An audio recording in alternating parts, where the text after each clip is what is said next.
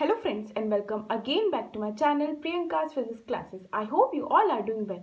तो पिछले ही वीडियो में मैंने आप लोगों को डेरिवेशन बताया था potential energy of a system of two charges. तो आज का जो डेरिवेशन है वो पिछले ही डेरिवेशन के सिमिलर है, that is potential energy of a system of three charges. इसमें हम कैसे सिस्टम लेंगे, थ्री चार्जेस का सिस्टम। ठीक है, पिछला ही वीडियो अगर आप लोगों ने नहीं देखा हो तो डू वॉच दैट वीडियो, क्योंकि सिमिलर ही टॉपिक है, ऑलमोस्ट सिमिलर ही डेरिवेशन जाएगा। ठीक है, कॉन्सेप्ट बिल्कुल सेम है, सिमिलर है। ठीक है, और इसके बाद में एक आपको पॉइंट भी बता दूंगी, एक छोटा सा डेरिवेशन बता दूंगी जिसमें मैं potential energy of a system of n charges भी आप लोगों को इंक्लूड कर दूंगी, है ना। इसी से ही हम लोग वो वाला डेरिवेशन भी कंप्लीट कर लेंगे। हम लोग लेट करते हैं, यहाँ पर एक सिस्टम लेट करेंगे XYZ प्लेन में, that is including Q1 Q2 Q3 charges placed at point A B and C।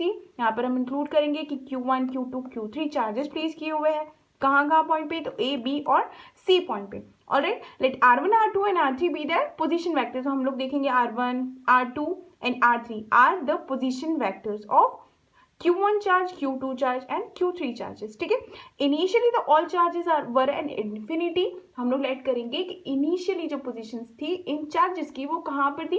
Initially charges की जो पोजीशन थी वो इन्फिनिटी, जैसे सपोज करेंगे कि Q2 चार्ज को मैं इन्फिनिटी से B तक लेके आ रही हूँ, Q1 चार्ज को मैं इन्फिनिटी से A तक लेके आ रही हूँ। ठीक है, इसी प्रकार Q3 चार्ज को भी कहाँ से लेके आ रही हूँ, इन्फिनिटी से पॉइंट C तक लेके आ रही हूँ। ठीक है, अब हम राइट करेंगे कि W1 W2 and W3 be the work done in bringing Q1 Q2 and Q3 charges from infinity to their position A B and C। हम राइट करेंगे कि W1 क्या है, W1 मैं कार्य कर रही हूँ, वर्क डन हो रहा है इस चार्ज को, Q1 चार्ज को इन्फिनिटी से पॉइंट A तक लाने में। W2 चार्ज हो रहा है, W2 वर्क डन हो रहा है Q2 चार्ज को इन्फिनिटी से पॉइंट B तक लाने में, और W3 चार्ज हो रहा है Q3 चार्ज को इन्फिनिटी से पॉइंट C तक लाने में। ठीक है, अब देखिएगा एक चीज यहाँ पर देखिएगा कि जो टोटल वर्क डन हो जाएगा वो इन सभी वर्क डन का क्या हो जाएगा, समेशन हो जाएगा। तो हो जाएगा W1 plus W2 plus W3। एक पॉइंट ये देख लिया हम लोगों ने, क्लियर है सभी को, आई होप सो क्लियर है। ठीक है, आगे बढ़ते हैं। हम लोग जब पॉइंट फर्स्ट को देखते हैं, जो पॉइंट चार्ज फर्स्ट को देखते हैं, Q1 चार्ज को देखते हैं, देखिए इसको अच्छे से देखिएगा, यहाँ पर पहले से ही कोई चार्ज नहीं प्रेजेंट है, हम ये लेट करेंगे और इस चार्ज को मैं इन्फिनिटी से पॉइंट A तक लेके आ रही हूँ। ठीक है, अब देखिए पिछला ही कॉन्सेप्ट मैं अगेन वही लेके आऊंगी जिसमें हम लोगों ने टू चार्जेस लिए हुए थे। तो उसमें भी हम लोगों ने क्या किया था कि जो वर्क डन था ना फर्स्ट वाले चार्ज को के लिए, वो कितना कर लिया था, तो जीरो कर लिया था। कैसे जीरो कर लिया था, क्योंकि no work is done in bringing the charges from infinity to a point A. यहाँ पर हम देखेंगे कि कुछ भी कार्य नहीं हो रहा है इस चार्ज को इन्फिनिटी से अगर मैं यहाँ तक ला रही हूँ, इसकी वजह से, है ना। तो क्यों नहीं हो रहा है, क्योंकि यहाँ पर इस ए पॉइंट पर जो चार्ज है और जिसको लाने में यहाँ से इन्फिनिटी से अगर इस पॉइंट तक मैं ला रही हूँ, तो इसे इन्फ्लुएंस करने वाला, इसे अफेक्ट करने वाला कोई भी चार्ज प्रेजेंट नहीं है।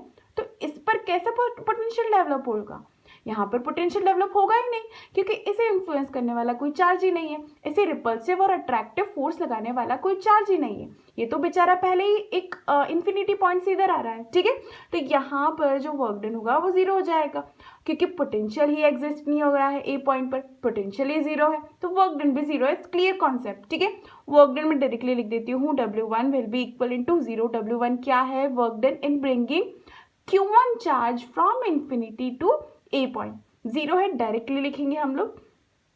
आते हैं सेकेंड पॉइंट पर। तो जब वर्क डन देखते हैं हम लोग, work done at point B. अभी देखिए इस चार्ज को भी मैं इन्फिनिटी से बी पॉइंट तक लेके आ रही हूँ। ठीक है, तो वर्क डन का जो फॉर्मूला है वो पिछले ही हम लोगों ने डेरिवेशन में कंप्लीट किया था, राइट। वर्क डन का जो फॉर्मूला था, देखिए हम लोगों ने वर्क डन का फॉर्मूला कैलकुलेट किया था, जिसमें मैंने पोटेंशियल का फॉर्मूला आप लोगों को बताया था।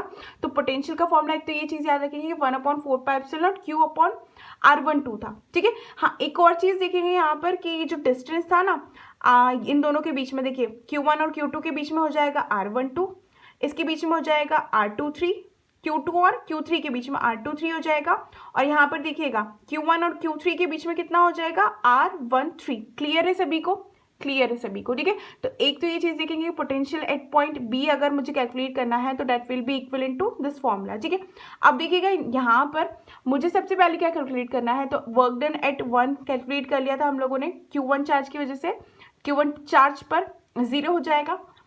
सेकेंडली हम वर्क डन कैलकुलेट करेंगे, वर्क डन इन ब्रिंगिंग किसको लाना है, अब दूसरे की बारी आ गई, अब कौन सी चार्ज की बारी आ गई, तो सेकेंड वाली चार्ज की बारी आ गई। कौन सा चार्ज, ये रहा Q2 चार्ज। Q2 चार्ज को अगर मैं ला रही हूँ इन्फिनिटी से B तक, तो क्या होता है फॉर्मूला, तो हम लोगों ने फॉर्मूला निकाला था। कैसे निकाला था, पिछले वीडियो में मैंने आप लोगों को फॉर्मूला बताया था कि वर्क डन हो जाएगा W2 इक्वल्स टू Q2V, है ना। तो यहाँ पर जो फॉर्मूला हो जाएगा वो Q2 कौन सा चार्ज है, Q2 हम लिखेंगे, ठीक है, और V लिख देंगे इसका पोटेंशियल। तो कैसे आया था, तो V potential is equals to W2 upon Q2 होता है। यहाँ से हमने निकाला था कि W2 की जो वैल्यू है work done eight 2 charge, Q2 charge का जो वर्क डन हो जाएगा वो हो जाएगा, क्रॉस मल्टीप्लाई कर देंगे, that will be equal to Q2 multiply by V, ठीक है। तो यहाँ से हम लोगों ने डेरिवेशन किया था, तो इसका मैं डायरेक्टली फॉर्मूला लिख रही हूँ। अगर आप लोगों ने वीडियो नहीं देखा हो तो डू वॉच दैट वीडियो, पिछली बार वाला, ठीक है। तो यहाँ पर W2 की वैल्यू हो जाएगी Q2, डायरेक्टली लिख रही हूँ, और मल्टीप्लाई कर रही हूँ इसको किससे, V से, ये रहा V, ठीक है।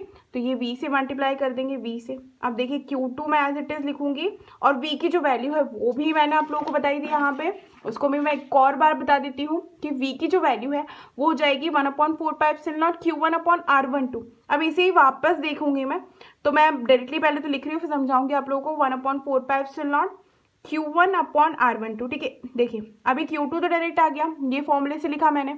और 1/4πε0 भी फॉर्मूला है, 1/4πε0।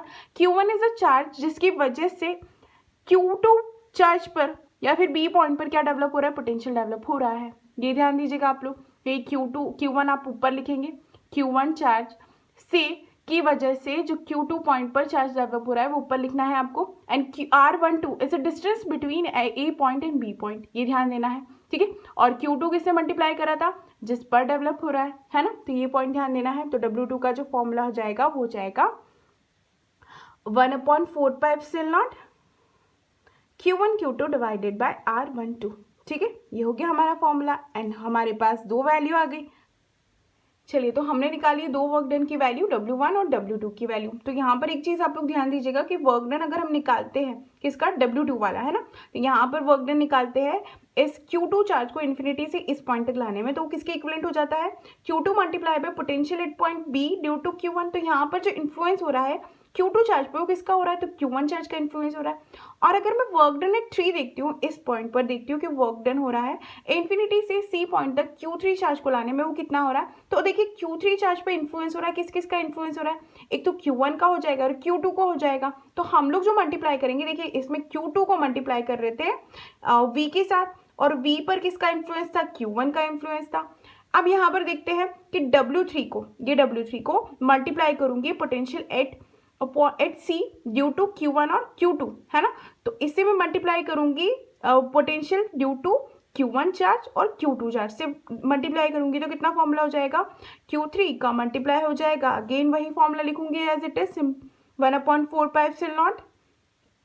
देखिए यहाँ पर जो चार्ज की वैल्यू लिखेंगे, ध्यान दीजिएगा, Q1 लिखा था मैंने क्योंकि किससे डेवलप हो रहा था, Q1 चार्ज से डेवलप हो रहा था। अभी किसकी बात हो रही है, तो Q1 की अगेन बात हो रही है, तो मैं किससे मल्टीप्लाई करूंगी, Q1 से, डिवाइडेड बाय, देखिए यहाँ पर जो डिस्टेंस लिखी थी वो क्या लिखी थी आपने, R12, किस किस के बीच में, इन दोनों चार्जेस के बीच में। तो यहाँ पर जो डिस्टेंस लिखेंगे आप लोग वो किसके बीच में लिखेंगे, Q3 और Q1 के बीच की। तो यहाँ पर देखिए Q3 और ये रहा Q1 के बीच की जो डिस्टेंस है वो कितनी हो जाएगी, R13। तो यहाँ पर लिख देंगे R13, ठीक है, plus again 1/4πε0 as it is. और देखिए Q2 की बात हो रही है, चार्ज 2 की बात हो रही है, तो Q2 लिख दूंगी मैं, डिवाइडेड बाय Q2 और Q3 के बीच में डिस्टेंस देखते हैं कितनी है, R23, तो ये लिख देंगे R23 की वैल्यू, ठीक है। टोटल जो वर्क डन हो जाएगा 3 का वो हो जाएगा 1/4πε0 Q2 upon R13 plus 1/4πε0 Q2 Q3 divided by R23, ठीक है। और इसी को ही मैं इक्वेशन नंबर फर्स्ट में डाल देती हूँ, तो हमारे पास क्या हो जाएगा, देखिए वर्क डन टोटल हो जाएगा 0 प्लस, इसे लिखूंगी मैं 1/4πε0 Q1 Q2 divided by R12 plus 1/4πε0 Q1 Q2 divided by R13 plus 1/4πε0 Q2 Q3 divided by R23 है ना। और इसे ही अगर मैं 1/4 कॉमन निकाल देती हूँ तो अंदर बचेगा Q1 Q2 अपॉन R12, ये हो जाएगा Q1 Q2 divided by R13। ये Q1 Q3 कर लीजिएगा, इसे Q1 Q3 हो जाएगा ये, और इसे भी Q1 Q3 कर लीजिएगा, ये Q1 Q3 था, ठीक है, R13, एंड यहाँ पर भी Q1 Q3 divided by R13 था, है ना। तो प्लस Q2 Q3 है ना, ये Q2 Q3 हो जाएगा डिवाइडेड बाय R23, राइट। ये हो जाएगा आपका पूरा formula, and this is equals to, देखिए इसी वर्क डन को मैं किसके इक्वलेंट लिख सकती हूँ, this work done is stored in the form of, is stored in the system, system के अंदर ये किस फॉर्म में स्टोर हो जाता है, तो इलेक्ट्रोस्टैटिक पोटेंशियल एनर्जी की फॉर्म में स्टोर हो जाता है। इसे ही मैं सिंबल लिखती हूँ इलेक्ट्रोस्टैटिक पोटेंशियल एनर्जी, और W को ही मैं U के इक्विवेलेंट लिखती हूँ, ठीक है। अब देखिए due to the conservative nature of electrostatic force के कारण जो पोटेंशियल है किसके ऊपर डिपेंड नहीं करता, it does not depend on the order in which charge is brought from infinity to their position, है ना। तो ये इसके ऊपर डिपेंड नहीं करता है, ठीक है। अब देखिए इसी का ही मैंने जो आप लोगों को बताया था कि मैं potential energy of a system of NH charges भी बताऊंगी आपको, है ना। तो potential energy of a system of NH charges हम लोग ये भी कंप्लीट कर लेंगे। टॉपिक छोटा सा टॉपिक है, इसी से ही हम लोग कैलकुलेट कर सकते हैं। अगर हम मान लेते हैं कि late R1 R2 R3 and Rn, यहाँ पर हम लोगों ने माना था कि कितने यहाँ पर पोजीशन वेक्टर्स थे, तो यहाँ पर हम लोगों ने 3 पोजीशन वेक्टर्स लिए थे क्योंकि हम लोगों ने 3 चार्जेस लिए थे। अब मैं मान लेती हूँ कि Rn वेक्टर हो जाएंगे position vectors of the charges कितने, Q1 Q2 Q3 और ऐसे करके कितने चार्जेस ले लेती हूँ मैं, Qn चार्जेस ले लेती हूँ ना। तो उसके जो हो जाएंगे पोटेंशियल एनर्जी कैसे कैलकुलेट करेंगे हम लोग, U सिमिलरली वही फॉर्मूला लिखेंगे 1/4 जो कॉमन निकाला था ऊपर वही निकालूंगी, और अंदर जो हो जाएगा देखिए यहाँ पर मैं ले लूँगी समेशन, क्योंकि मुझे Q1 Q2 Q1 Q3 Q2 Q3 क्या मिल रहा है, कॉमन मिल रहा है। तो हम लोग क्या करेंगे कि यहाँ पर ले लेंगे, सॉरी इसे हटाएंगे, समेशन ले लेंगे और Qij ले लूँगी मैं वैल्यू, Qij की जो वैल्यू है वही मैं R की भी वैल्यू लूँगी, मतलब यहाँ पर Rij ले लूँगी, ठीक है। तो यहाँ पर वैल्यूज हो जाएगी U will be equal to 1/4 और समेशन किस किस का ले लेंगे, तो Qij से लेकर, है ना, Qij हो जाएगी वैल्यूज, क्योंकि 1 2 ले रही हूँ, 1 3 ले रही हूँ और 2 3 ले रही हूँ। तो यहाँ पे कैसी कैसी वैल्यू लेते जा रहे हैं हम, Ij की वैल्यू ले रहे हैं, Ij फॉर्म की वैल्यूज ले रहे हैं, और यहाँ पर हम लिख देंगे ऑल पेयर्स। तो किस किस के पेयर्स बन सकते हैं, जैसे पेयर्स कैसे देखेंगे हम लोग, 1 2 3 चार्जेस थे तो 1 2 चार्ज के पेयर बन जाएंगे, 1 3 चार्जेस के पेयर बन जाएंगे और 2 3 चार्जेस के पेयर बन जाएंगे। तो 1 2 चार्ज के पेयर बन गए, 1 3 चार्ज के पेयर बन गए और 2 3 चार्जेस के पेयर बन गए। यहाँ पर Rij और Qij will be all pairs की वैल्यू, ठीक है। तो ये जो होगा हमारा potential energy of a system of nth charges. आज हम लोगों ने ये भी टॉपिक कंप्लीट कर दिया, potential energy of a system of through 3 charges भी कंप्लीट कर दिया। तो आज हमारा टॉपिक पूरे ये जो 3 टॉपिक्स थे सब टॉपिक्स थे कंप्लीट हो चुके हैं, और मिलते हैं हमारे नेक्स्ट वीडियो में। तब तक के लिए गुड बाय। और कोई भी अगर आप लोग को डाउट हो तो कमेंट सेक्शन में आप डाउट पूछ सकते हैं। Have a nice day.